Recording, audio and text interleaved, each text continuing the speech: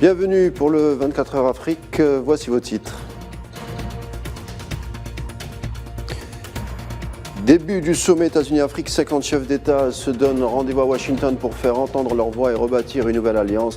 Les thématiques à traiter pour le président Joe Biden sont nombreuses et délicates. Un dossier dans un instant.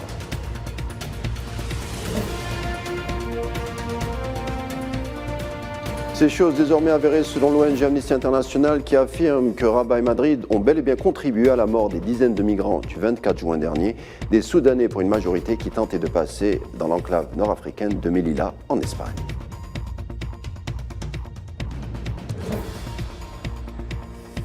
Et puis pour finir, Afrique du Sud ouf de soulagement pour le président Cyril Ramaphosa qui échappe finalement à une procédure de destitution. On en parle en fin d'édition.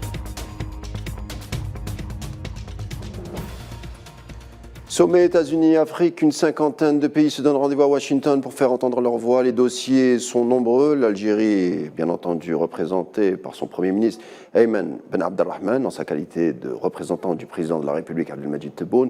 Relations américano-africaines, l'Afrique étant le parent pauvre des études stratégiques américaines puisque le dernier du genre remonte à 2014, chose révolue d'après le président américain Joe Biden. Il faut le dire que du côté du département d'État américain, l'influence grandissante de la Chine en Afrique en inquiète plus d'un.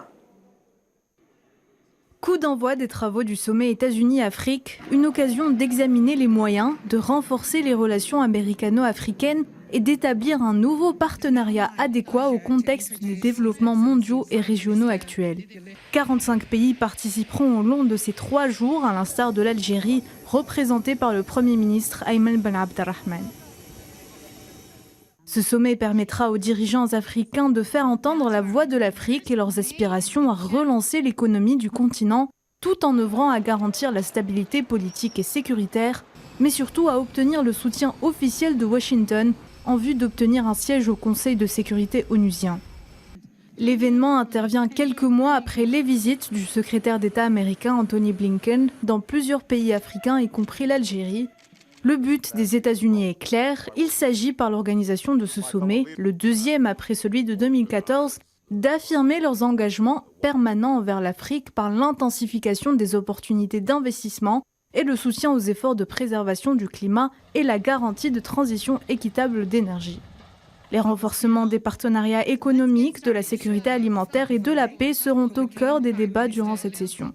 Le forum constitue donc une importante occasion pour étendre le champ de création et de promotion des affaires et de réaffirmer les engagements des entreprises américaines investissant en Afrique. Toujours au même chapitre, les États-Unis vont consacrer 55 milliards de dollars à l'Afrique pour un grand nombre de secteurs, a fait savoir la Maison-Blanche, bien avant que Joe Biden ne reçoive les nombreux dirigeants africains et autres représentants du continent pour le sommet à Washington, qui se déroule sur une période de 3 jours, on le rappelle.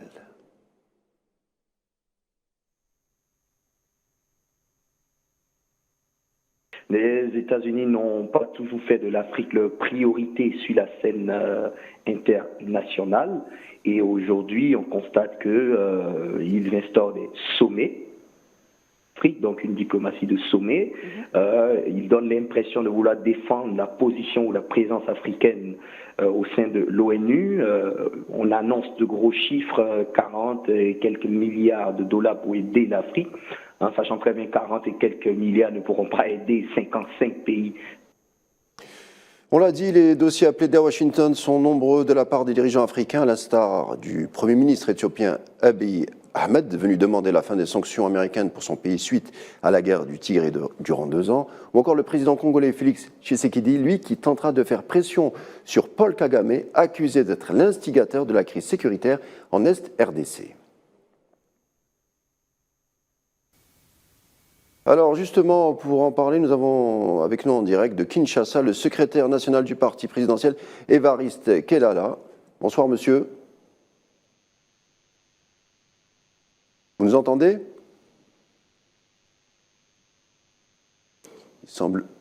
Il semblerait qu'il y ait un problème de technique.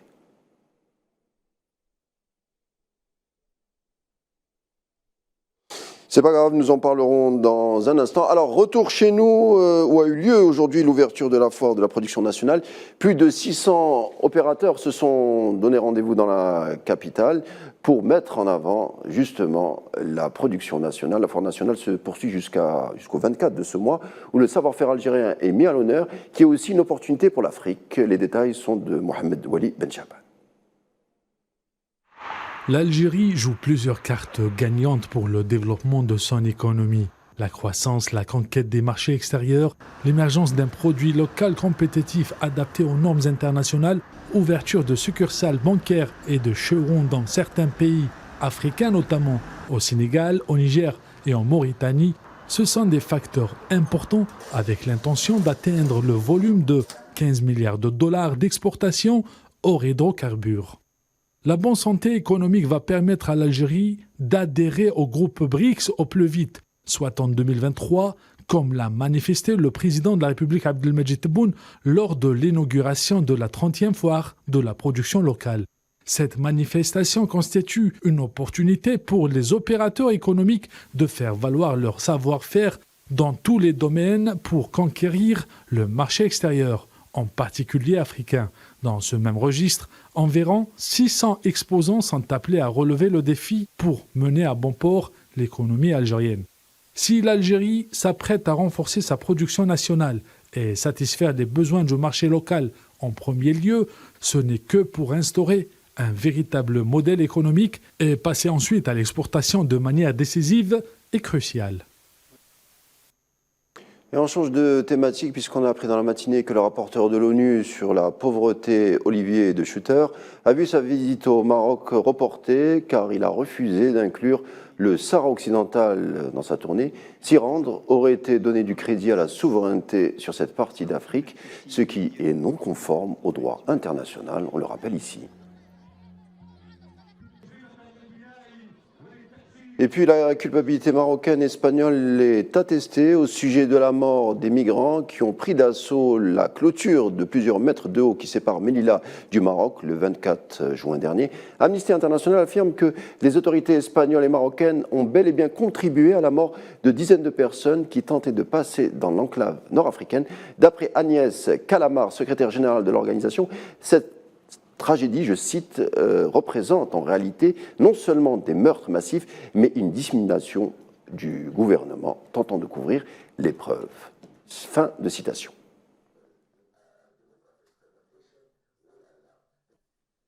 Et enfin, Afrique du Sud, de soulagement pour le président Cyril Ramaphosa qui échappe à une procédure de destitution, le Parlement sud-africain s'y étant largement opposé à l'issue d'un débat houleux. L'Assemblée a voté contre à 214 voix pour 148 voix pour et 2 abstentions. Chacun des députés présents a énoncé clairement son choix, s'exprimant dans les 11 langues officielles du pays. Voilà, c'était tout pour votre 24 heures Afrique du jour. Merci d'avoir été des nôtres. Je vous souhaite une agréable soirée et vous dis à demain.